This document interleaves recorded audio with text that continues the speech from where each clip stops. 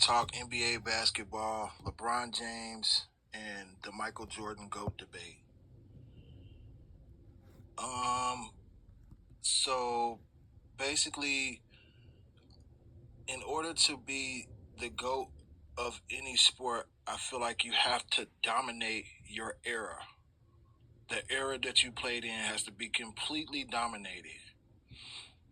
And when you talk Michael Jordan versus LeBron James, I think Michael Jordan dominated his era in the 90s a lot more than LeBron James did in his era. And with that being said, when Michael Jordan came into the NBA in 1984, if I'm not mistaken, basically the Pistons won 2 championships, the Lakers won 2, and the Celtics won 2. After that, it was all Michael Jordan in the 90s. He dominated the whole 90s era. He sat out for 2 years to play baseball, and his dad had passed away. In those 2 years, I think the Houston Rockets or somebody won twice or something like that. But after that, he basically dominated the 90s, winning 6 championships, finals MVP, undefeated in the finals. With LeBron James, I can't say the same thing. And I know their careers aren't supposed to be the exact same mirror careers, but you have to look at LeBron James' dominance in his era. Steph Curry came into the NBA 6 years after LeBron, and Steph Curry has the same amount of championships as LeBron James. I think they both have 4. So, and then also, Steph Curry did that all on one team. He didn't switch teams to achieve that accomplishment. And I just think you have to dominate your era. Steph Curry kind of transcended the basketball game, transcended basketball with like the 3-point shot. A lot of people are basically shooting 3-pointers. Basketball has become a 3-point shooting game because of Steph Curry, not because of LeBron James. So that's another thing. You have to dominate your era of basketball. LeBron James, I feel like he did not dominate his era. As I spoke about a little bit earlier, he basically switched teams. He was on Cleveland Cavaliers when he first came into the NBA, and then he switched to the Miami Heat, which was an already established team, and Dwayne Wade had already won a championship. And I just think that docks some points as well from his debate, because you would never ever see Michael Jordan switch teams, or he could have went to the Lakers if it was about teaming up with people and play with Magic Johnson, or even Kobe Bryant for that matter. Phil Jackson took over the Lakers in 1999, and Michael Jordan could have easily went to the Lakers and played with Kobe Bryant and Shaquille O'Neal and piled on championships. So, with that being said, I just feel like there's no way, if you call yourself the best player in the world, that you should have to join teams with Dwayne Wade. It ain't like Dwayne Wade came to his team and said, "Oh, I'm finna come to Cleveland." And no, LeBron James went and joined an already established Miami Heat team with Dwayne Wade. Dwayne Wade had already won a championship, and LeBron James hadn't won one yet. So to me, that's a huge red flag.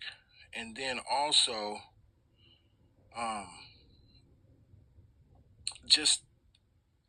if you want to get players to come to your team, that's fine. But to join someone else's team who's already won a championship and has already been established, I feel like that's just.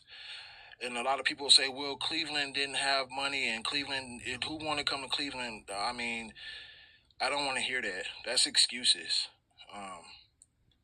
He ended up joining Miami, so why didn't Dwayne Wade want to come to Cleveland and play with him, or players want to come to Cleveland and play there? I understand their owner was a certain kind of way and all that. But all that at the end of the day is excuses because he ended up leaving and joining the Miami Heat. The same way he left and joined the Miami Heat, players could have joined him as well. And then also with this debate, a lot of people want to say, well, it's not about the rings. Bill Russell has 12 rings and Robert Horry has 5. But did they, or 7 or whatever Robert Horry has, but they weren't dominant players. Bill Russell averaged 15. Bill Russell did not dominate his era. He averaged 15 points throughout his career. That's not domination. Robert Horry was a journeyman, a really good role player. And Robert Horry didn't dominate his era. He was just a really good role player that happened to be on different teams to get a ring. So that argument of Bill Russell and Robert Horry with the rings is null and void. I don't know why people do that. Also,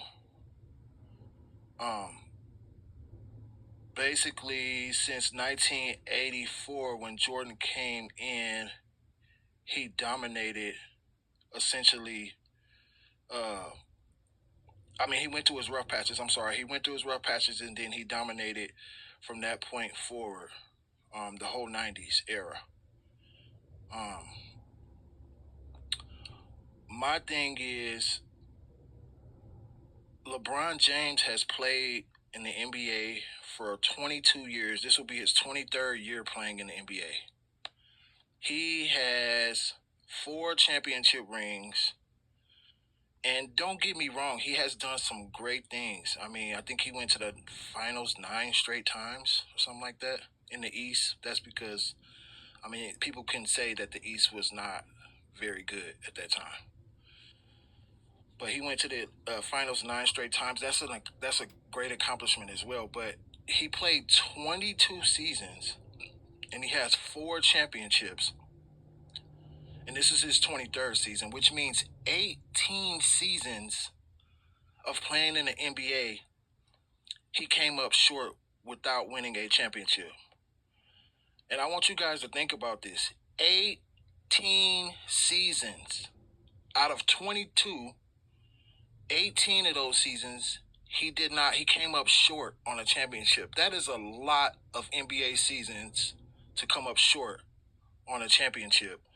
And especially that you have this era where people can collaborate. He's been collaborating with different players the whole time, and he still managed to come up short 18 seasons.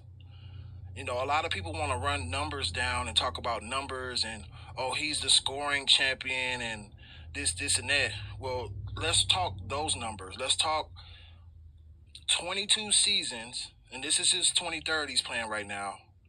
And he has 4 championships. So that means if you do the math, 18 seasons he came up short without winning a championship. That is a lot of seasons not to win a championship.